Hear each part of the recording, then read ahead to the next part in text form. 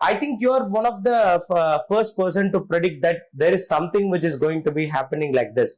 I think in May 2nd or 3rd, you have given an interview to some of the channels where you have predicted a full scale of a attack which is going to be happen in Pakistan as well. How do you know that? Because most of your predictions in the economic side as well as in the geopolitical side come true. And sometimes, like, even we think, like, where is this man getting all this information and all? Like, I used to ask this question every time. But in case of a war kind of a situation or an attack kind of a situation, how do you predict these things? First thing, and how do you see the things which has happened? Let us discuss about Operation Sindoor in a very detailed manner. First of all, we have to understand, because my analysis have mostly been about body language of leaders, dates of history, and cash flows. When all three things match, I give out a prediction. So when we talk about this India-Pakistan conflict, and if you look at the history of how the Prime Minister has been functioning, his rule over here in Gujarat that we have seen, and when you had the horrible attacks in Mumbai, right, 2008, the way he posed and the way he said that why are we writing love letters to Pakistan? And why do we have to go and complain to the US? Whatever needs done, we have to do it as a leader. So the resolve was already solid in the sense that if you look at the entire defense acquisition over the years, you would realize that, I mean, I remember about 3 years back when I was asked about when could Pakistan and India can go for a conflict. In one of my talks, I clearly said, when we will have at least 3 units of S-400 ready with us, we'll go for it. So we do have 3 completely operational units already with us.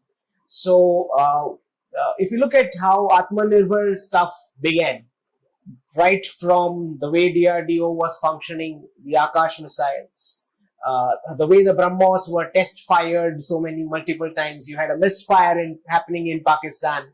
So if you look at the entire journey of this many years, it clearly looks like that the plan is solid and the forces would have war gamed how we want to go about, what are the multiple alternatives that we have, in what time slots we can achieve what.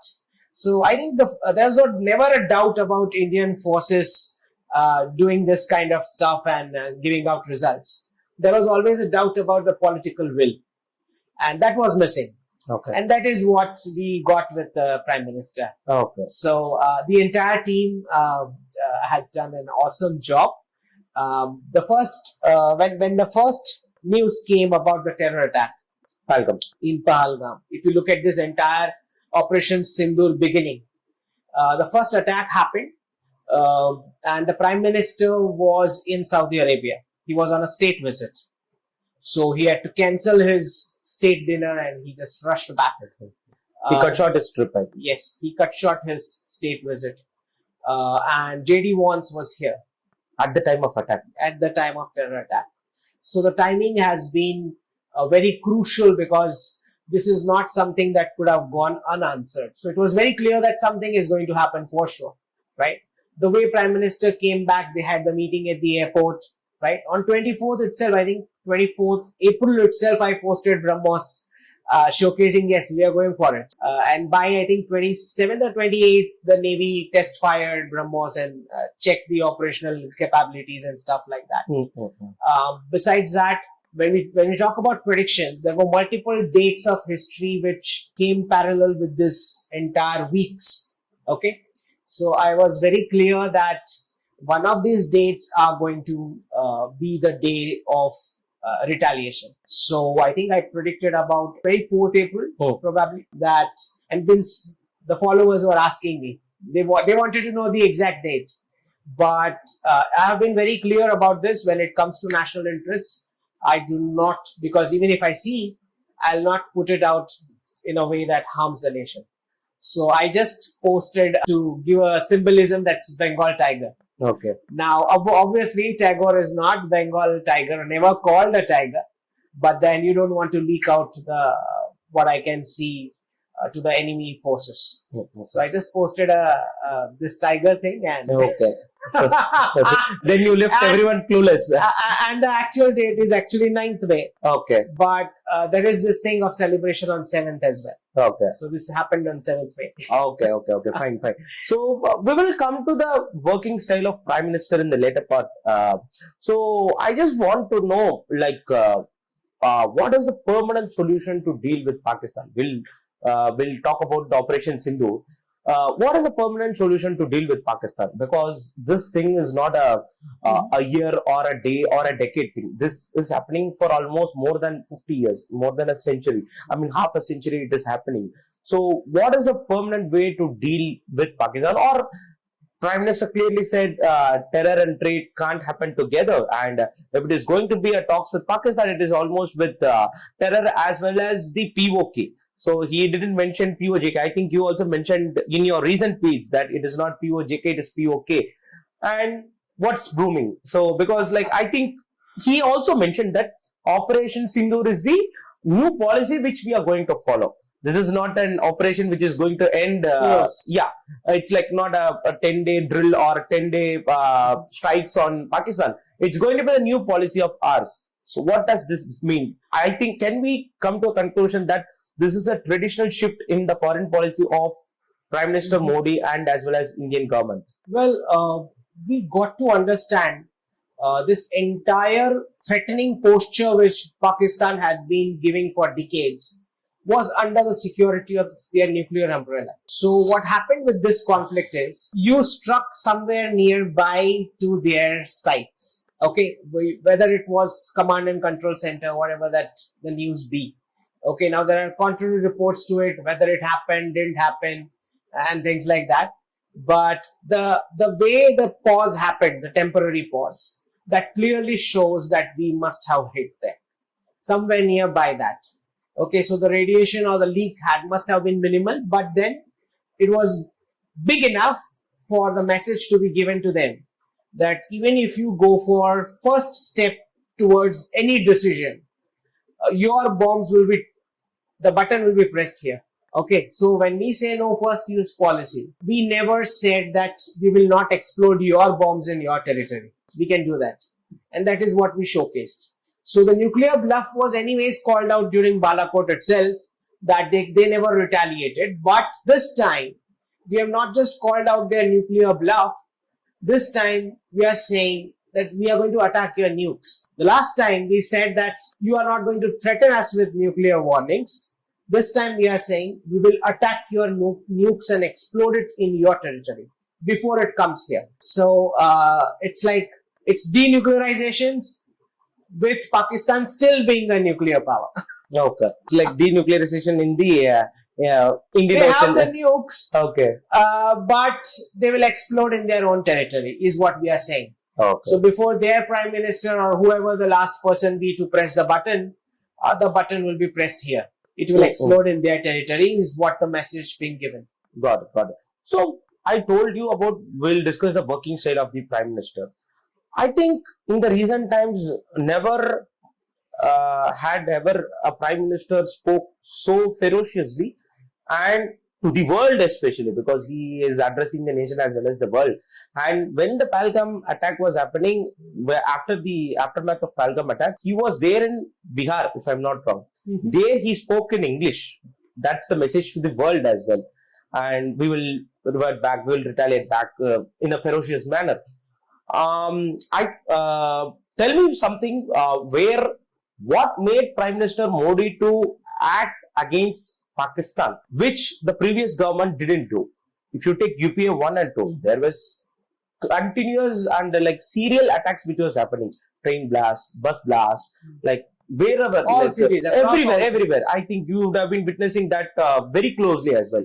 And Mumbai Taj attack, 26/11. It's like, so it was like, and day in and day out, there has been attacks in Kashmir and something like that was happening. So I ask you a question in the middle, like I think this is the time to discuss that question. What made the Prime Minister to act? Because the same Air Force, the same Army, Navy has been existing for all these years.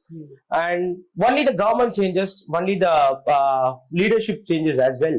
So what made the Prime Minister Narendra Modi to act on these issues, whether it is Uri, Balakot, or Operation Sindoor as well. Because I think even Air Marshal who did the Balakot strike, I forget his name, and he told that we were insisting the government to act after 26/11. And you are one such person who was watching those eras very closely, be it 26/11 or the serial blast, bus blast, whatever it is happening between 2004 to 2014. What changed actually? What made the Prime Minister to swiftly act upon? Because every time we have the international pressures, be it UPA or NDA, it is not that we don't have an international pressures. Every time we have an international pressures on that scale. So what happened and what changed? Well, if you see the entire history of how domestic politics has run in this country, you know so many of opposition and political parties, particularly Congress, the way they have been in power for so many decades, their politics were linked, their vote bank were directly linked to harming the national interests. So you not just saw how the terror attacks were digested without any confrontation or any visible counter to that, but you also saw how they've been passing acts like the Waqf Act, the Places of Worship Act. They've been passing acts and laws detriment to the interest of the nation in such a way that their vote bank gets bigger and bigger. So that's the politics that was running till 2014. So we also saw how Tibet 1962, okay, even when it was 2013, Xi Jinping had just come to power and he was able to take some land again. Exactly. In 2013. So it almost sounds like all those inimical interests were given priority over the national interest of our nation due to the domestic politics and the vote bank attraction that these parties had. So what changed in 2014 is the first time that you got a real Bharatiya government who wants to work for the national interest. That's the only change. Leadership wise, I can say this now. You're not going to get this kind of leader again.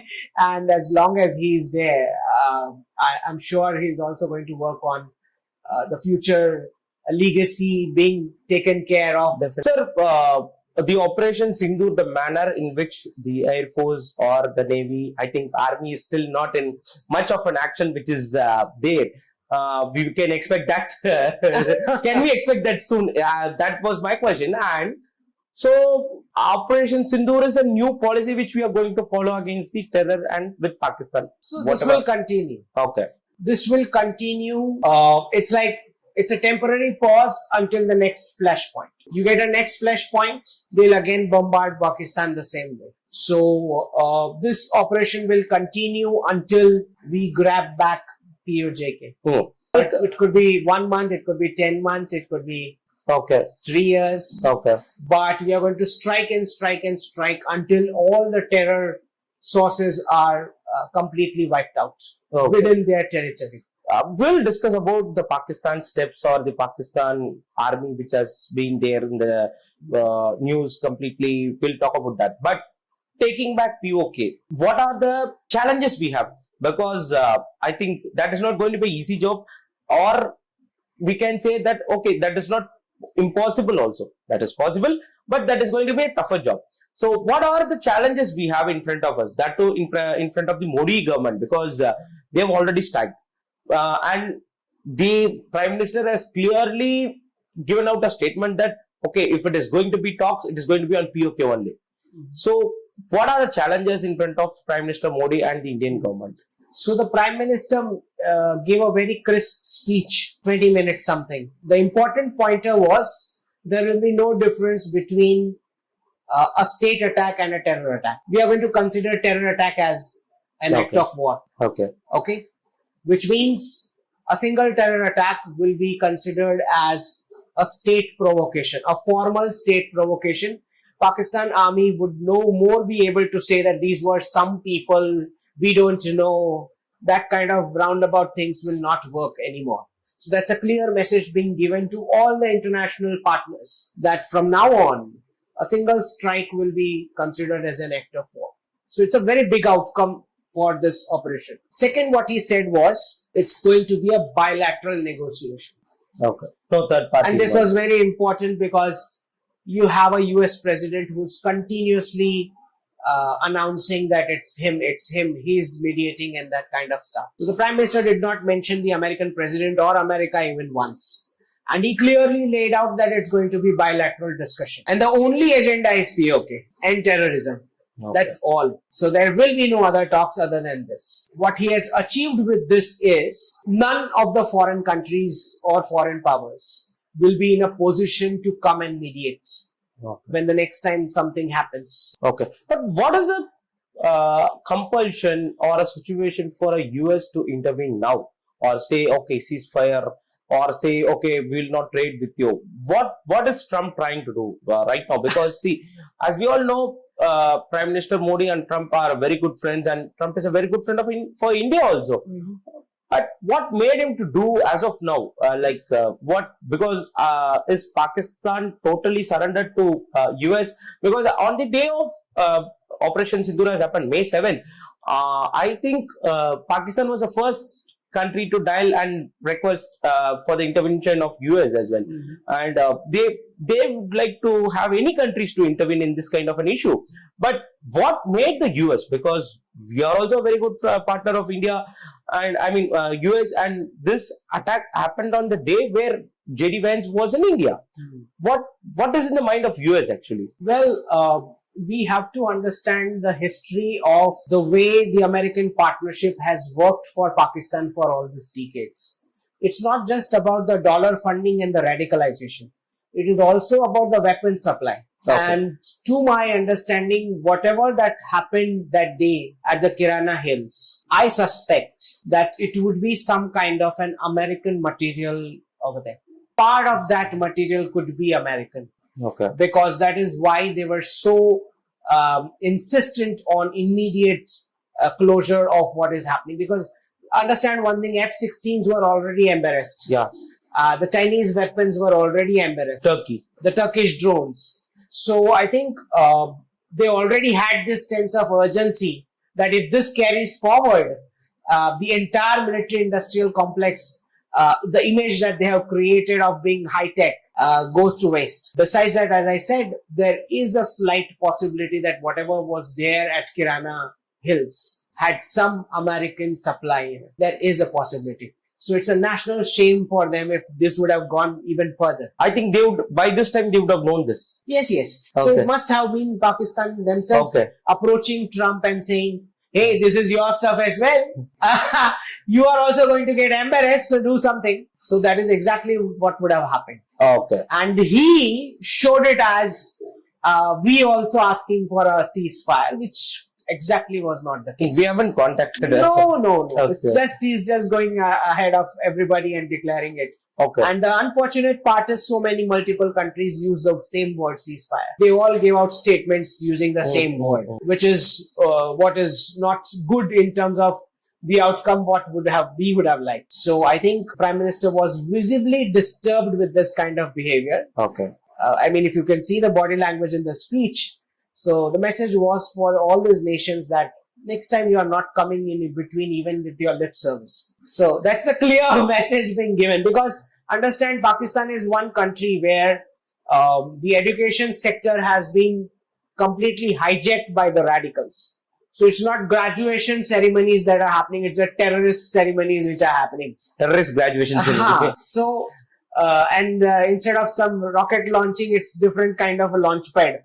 So it's not going to learn any lesson. It's going to happen again. And each and every Indian knows that they are not going to be tamed without a nice beating that they require.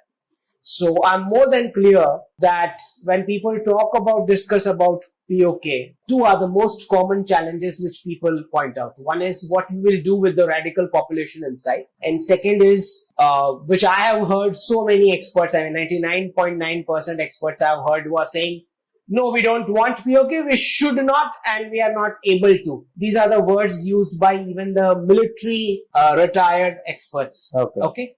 So let me clarify here for the viewers. First thing, I'm not a military expert, but I would like to counter both of these points. The first point being saying the terrain is so bad, it's very difficult to take control of it or whatever and keep the control. Now my question to them is, how is it that the Pakistan army is able to retain control of it? And are you suggesting me that Indian forces cannot do it? So taking over and then keeping control of that. So if Pakistan forces had been able to do in 1947 that time, and then they are keeping control of it, right? So there must be some strategic, spots which are in complete control of them. So why can't you do it if they can do it? So that is one question.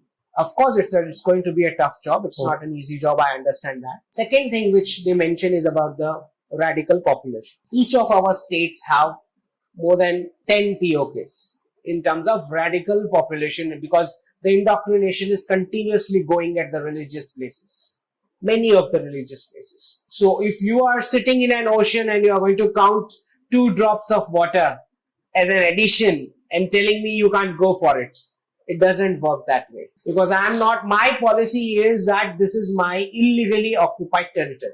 Okay, that's my position. My parliament has passed it, the resolution, that we are going to take this. I don't need experts to tell me that I'm going to reverse the decision of the state, the will of the people. So I have absolutely no doubt POK will be handed over. I'm no more going to say POJK, because POK. the terminology has now changed for some reasons. Explain to viewers why. Because I think recently we have tweeted about it. So I think there are 2 things which has happened.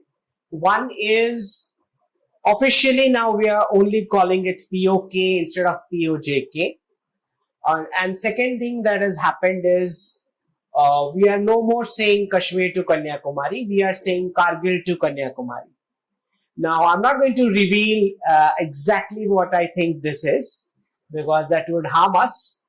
But for the viewers, they need to know that this change is about solving the radicalization problem after grabbing back POK. This change has directly to do with it. Okay. And there will never be a separate Jammu state. So, because there are quarters of people who are coming up with this kind of a demand, I don't think there will ever be a Jammu state, a separate Jammu state. Okay. And when POK joins, or I've been on record saying this multiple times, whenever POK and Bhutan joins, they will remain for some years as a separate status. And recently you mentioned that it would take 2029 to 30 for the US president to announce understand the Bharatiya Prime Minister. This is more of a regime change which will happen at the 2029 to 2030. Because I think the next election will happen in 2028, if I'm not wrong. So, what does that mean? Are you hinting that the next president will understand what Indian government is working on, or what do they work on actually? Well, what I'm trying to say is that with the upcoming financial reset, the global hegemony which the American nation had, now that it's diluting, the process of dilution has begun.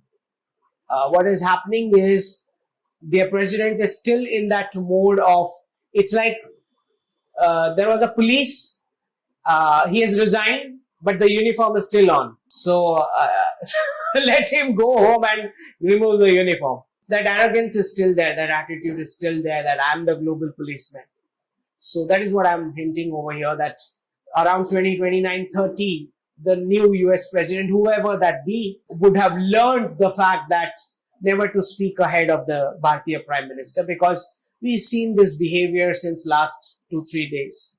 How President Trump has been, the Prime Minister was coming to speak at 8 p.m. Just half an hour before he comes again on the screen and says India and Pakistan are equal and whatever the nonsense that he was speaking.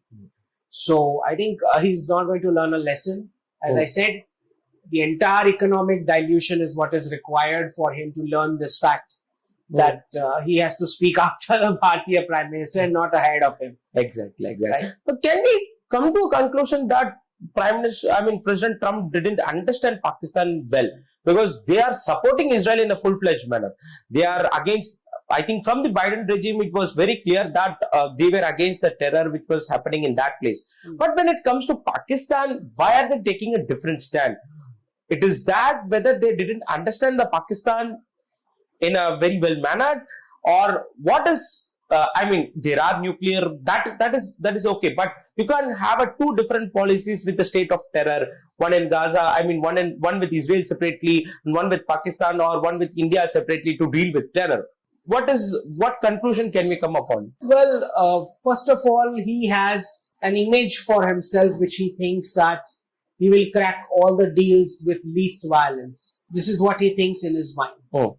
So he wants to close Ukraine, he wants to close POK, and then he wants to close Taiwan as well, Iran, Israel as well, all the dollar hotspots, which I've already predicted that in his term only we'll get POK back. Okay. I'm more than sure about it. Okay. Under Donald Trump only we'll get it back. Okay. So, that is in the upcoming. So it's positive, he's not that bad a guy, but the problem is that probably he has that kind of a self-image where probably he rushes ahead of anybody else and just announces a deal, because he's art of the deal kind of image that he has created for himself. So that is the only problem with him. Otherwise, he is actually positive. He understands Pakistan and terrorism and Islam very, very well. And is very good for the de-radicalization process. But the only problem, as I said, he wants to eat the cake and take all the credit. That kind of attitude that he has. Now, he has to learn that by the time he will be gone, multipolarity would have set, which means this region is ours. This region is of Prime Minister Modi. Okay. So you cannot go ahead and announce things like that. I think the Prime Minister, even the MEA gave a statement. We don't need any mediation. We never asked for it. And we never used even the word ceasefire, because this is not a ceasefire. We are saying we are only pausing up to the time, understanding, only up to the time Pakistan misbehaves. As soon as Pakistan misbehaves, the operations continue. Understood. So there is no ceasefire. Understood. Will there be any international pressures, implications when we take back the POK? Because there will be, but what kind of? We are not taking any international pressures anymore. Okay. So I think the MEA is very clear about this, that nobody has any locus standi in this or jurisdiction in this matter anymore, not even the United Nations. Any kind of purely a bilateral matter. Okay. Any kind of a pressure would be there from many countries? Well, they can speak what they like. I don't think nobody cares in Delhi. Okay. That they are going to respond to these people. Okay. And even this time, I think we saw a little change. Even the European Union came out and said, you have the right to defend yourself. Israel came out first on that very day, on 7th morning itself, that India has the right to defend itself. The Russians have been very supportive. France, right? France has been very supportive. So, and even the Chinese haven't meddled at all, other than what they do on media headlines. That's a separate thing. Officially, they haven't meddled in anything other than just a lip service of please close this. That's all. Okay. Right? Which is normal. It's a protocol. Like when they will go for Taiwan, we are also going to give that statement. Please close this with negotiations and things. That's a normal thing. Got it. The Chinese didn't meddle. Okay. And that's a very... I have a small doubt over there. They were silent throughout all these issues. What's going on with China?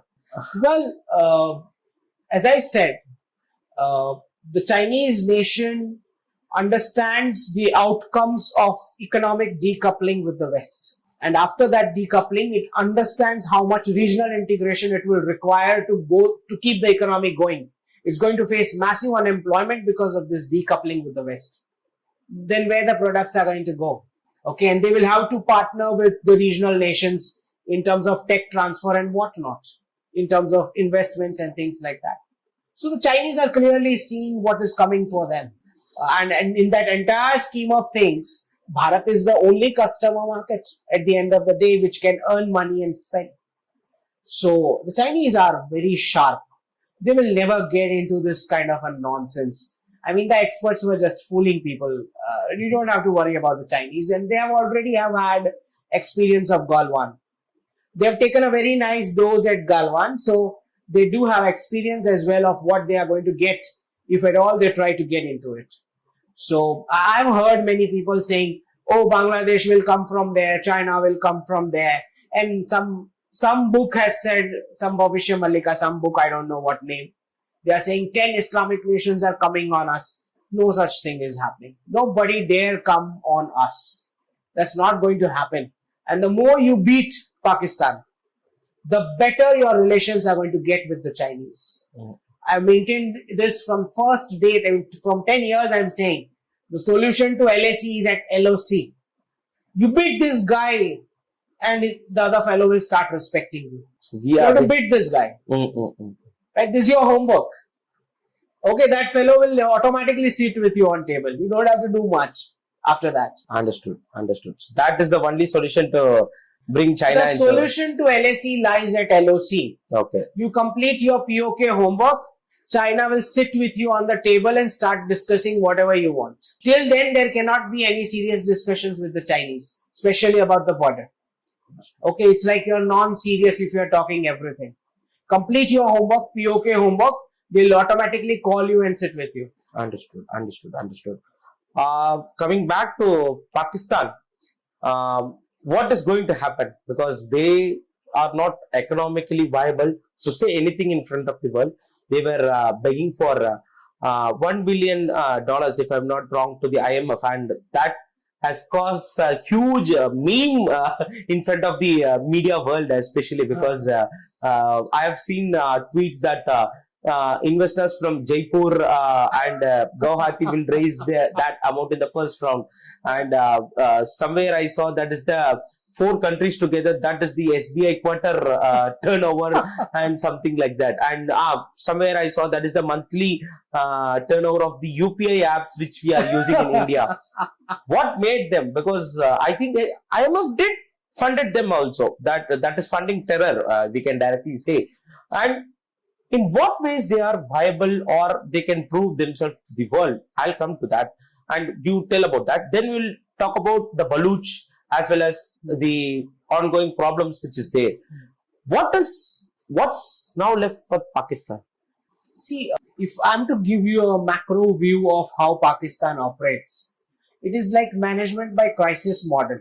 It cannot exist if there is no crisis. So the governance ensures that there is continuous crisis for the people. That is how it operates. That's its de facto operating mode. Now, understand one thing. Despite the fact that it is entire converts who live in that soil, the soil is the bed of the civilization. That's where the civilization grew. Okay? So, the entire Sindhu Nadi.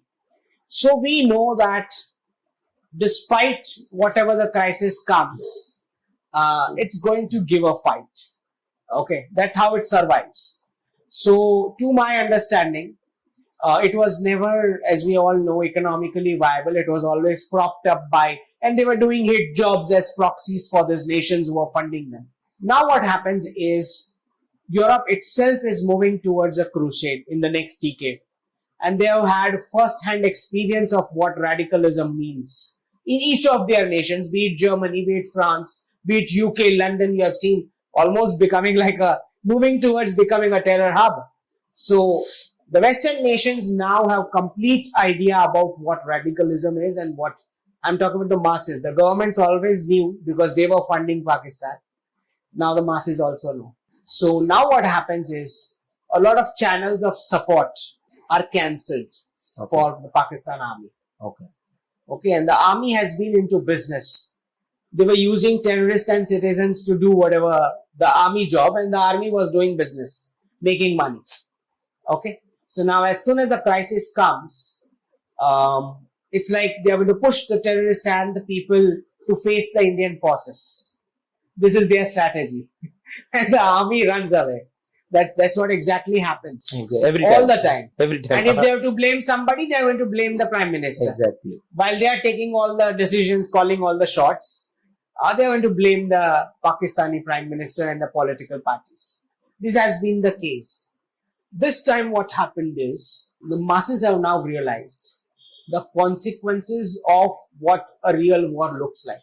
And when, I mean, they've seen Balakot, they've seen surgical strikes, now they've seen this.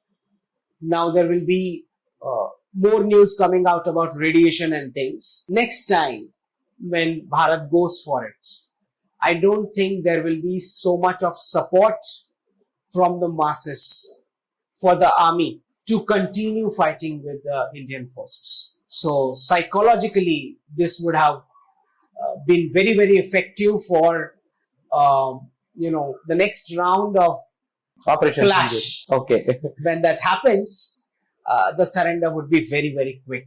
Okay. Okay. So from the West, I think there has been a letter recently which was released that we would be a support or an army kind from the West, from the Baluch Liberation Army. And they have been striking without any, what to say? Without, very brutal. Yeah, without any very fear. Brutal, very effective. Without any fear, I would say. And so they have been in a very, they are ready to wage a full-fledged war as well. And years before, I've seen a video, if you do one more Mumbai, you will lose Baluchistan from our national security advisor as well. What is brewing in that side?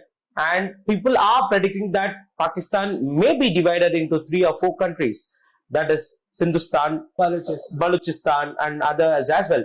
And we have to take in account that Taliban has also condemned the attack which was done in Pahalgam. I think that is a very big development which has happened in the recent geopolitical space. It is not a civilian government. It is a... Taliban has always been supportive since the day they have come. Okay. In to India. Yes. Yeah. They've been our very strong partner. Okay. In the sense that even when the Americans were leaving Afghanistan, Indians were the only size of people, chunk of people who were the safest and the most respected in that evacuation process. When everybody else were running, they had safety issues. The Indians had absolutely zero safety issues when that evacuation was happening. So in that sense, and we've been very helpful to them, be it vaccines, be it supplying wheat or rice, be it their dams, their roads, their hospitals. We've been working with them hand to hand, despite the fact that we do not approve of the kind of governance they have. So to understand that Taliban has legacy issues with, they do not accept the Durand line. Okay. Besides that, they also have a claim on Baluchistan. Iran also has a claim on Baluchistan, and Baluchistan itself has a claim they want to be an independent nation. State. Okay. So there are multiple factors over here which is chilling over the Pakistani regime. So understand one thing from here, Pakistan has 2 options. Either it takes a de-radicalization turn, in which case Saudi Arabia and UAE would be interested in funding and changing their curriculum and education format. And if they're not taking that path, return to another Gaza. It turns into, they've lost Bangladesh, then they're going to lose Kashmir, they are going to lose Gwadar already because of the heavy debt they've caused with the Chinese. It just breaks further and further if it does not take the de-radicalization path. Okay. But understand, our forces are not going to go for anything other than POK with a direct motive of breaking the country. Okay. So, yeah, when we get the POK, then it is breaking the country as well. We'll do just for the POK because that's our official legal position. That this is our illegally occupied territory. So, as far as Baluchistan or other areas are concerned, we could be giving all other sorts of help to those who are aggrieved in that region. Okay. That's maximum that we can do. Okay. So be it wheat, be it rice, be it vaccines, be it, buying some toys. We'll go for that, but we are not sending our boots on ground for any of these breaking of further paths within Pakistan. Understood. So Operation Sindoor is still on as the official statement given by the Air Force.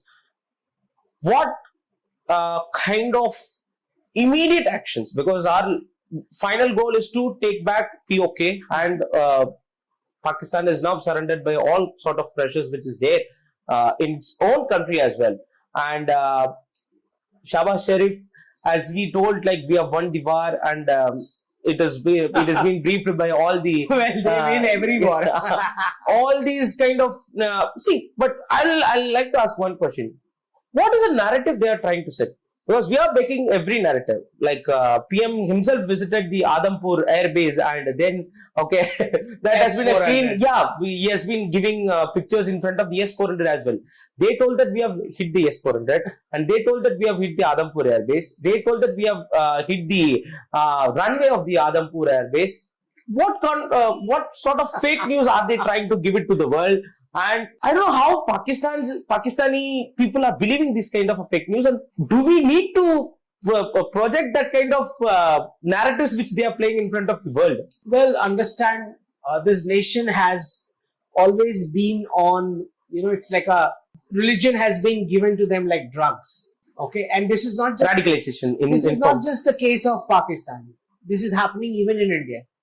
Even in India, in some pockets, the religious clerics are giving a complete separate view of our operations to the Muslim community, some sections of their community.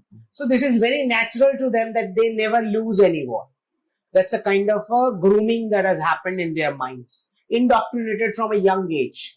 And they've been given this kind of slogans like one Muslim is like a 10 Hindus and stuff like that.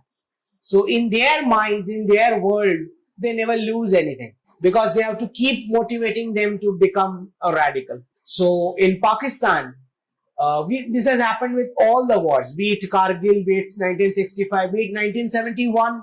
They still claim and celebrate 1971 war. Can you believe even it? Even after losing it.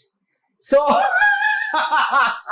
this nation is an original meme on this planet.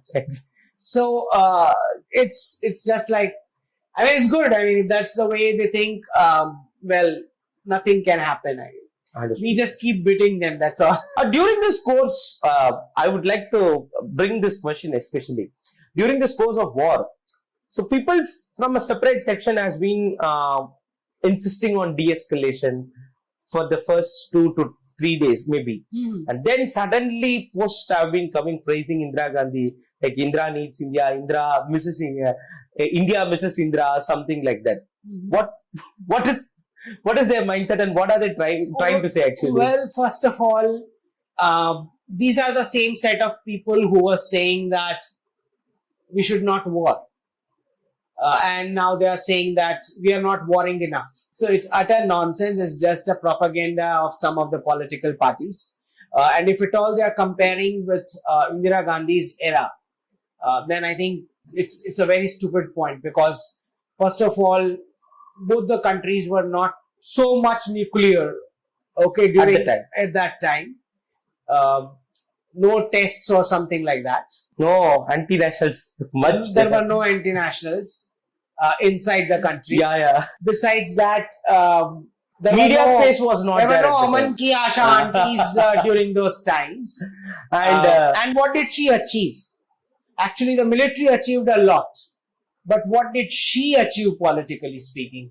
She gave back all the prisoner of war. 93,000. Okay, she was made a monkey out of these negotiations. She could not impose a secular constitution in Bangladesh. Why did she form it? She was not able to send back the Bangladeshi Hindus in Bangladesh. And the remaining were tortured to death for this many years, because of her not achieving that thing at that time. What exactly did she achieve with that 1971 victory? She lost everything what the forces brought her. So it was a very stupid, and how do you compare that with this? Because this has been consistent, be it surgical strikes, be it Balakot, be it this one. What is spoken is done. And it's so clearly visible. And this government you cannot beat in negotiations. It's just not possible. It's just not possible. So you can't make a monkey out of this government with negotiations, or so many countries pouring in and putting pressure. That doesn't work with Delhi anymore. In fact, even in the case of S-400, they were continuously threatening us with sanctions. Exactly. we'll impose sanctions. The White House was saying. The State Department was Katsa, saying. if I'm not wrong. Yeah. And they themselves announced we are going to give you Katsa waiver. So waiver also they themselves announced. We never asked for any waiver, neither did we ask. When Jaishankar ji was asked about it, he said it's their internal process. So they themselves announce a sanction, they themselves announce a waiver. It's a clown show. It's like they're just talking themselves to the mirror. It's just like how President Trump is now talking. So it just makes no sense. And S-400 has tremendously worked in our favor, because that technology, when got integrated with our cheaper missiles, we were able to defend so well. He immediately placed, the first order was this. As soon as the Prime Minister's photo came with that S-400 in the background, that too with the salute. Russia was asked for an additional order. So that's how effective that weapon has been. Understood.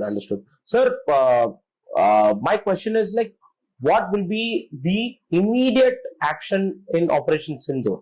Whether we can say 2.0, 3.0, I think, and add up to that is, we have seen for the past 4 to 5 days all the drones which have been hit, and all whatever it is coming, like India, it is like S-400 or Akash or anything. It is like, it's like guarding our borders in a beautiful manner. Like, I would like to add up one more question, like, how safe is our border right now? Because this is a very alarming situation. Like, please elaborate. So, do understand what has happened with our defense purchases is, we've been buying the strengths of all the nations. Okay. Now, what air combat scenarios Rafales is good with? We never use that. And what air combat scenarios Sukhois are good with, and how they both can pair together and complete a mission. So we've been so smooth and good about this kind of integrations is that we are delivering within minutes whatever the targets that we need to achieve. So what has happened is, and this is a very common criticism by experts, oh, why are we buying multiple things? Well, because each of these multiple things are good with different things, different scenario, right? There is not one weapon which is going to cover everything, all kind of scenarios, especially when there is a dogfight going on, or you are on an attack mission, you want to drop something from within your territory, or you want to go inside and drop something. All these are different kind of missions and scenarios. Okay. Some are single-seater, some are double-seater, engines and stuff like that, technical. So, understand, we've been buying the strengths of multiple nations and then planning the strategy that we want to deliver for. So, this has worked very well. It has worked so well that even the Russians are wondering how we were able to, because we didn't use the expensive S-400 missiles. We used our cheaper ones using the S-400 technology. So, that integration was so good. Even the Russians are wondering, like, they are like, we want to do a joint production for S-500, because there will be export orders now on. Exactly. Because looking at the efficiency with which it is being already done. BrahMos has been there. So we just gave a little taste of BrahMos this time. Okay. So they've learned it, what can happen. And even the Navy, I mean, Navy and ISRO, both of them had a massive contribution.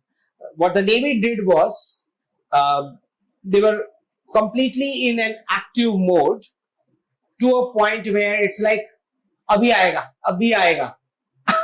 So what happens is, despite the fact that they had announced a NOTAM, they couldn't leave the dock. Exactly. Because if they leave the dock, they were scared that these guys will come and attack and pounce Karachi.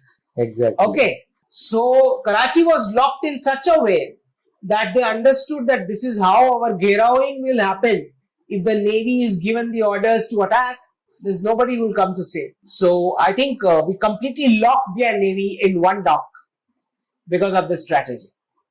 Okay, despite the fact that they were not able to showcase some big things, but maybe next time. Okay, so more actions are expected in the upcoming days. Well, certainly.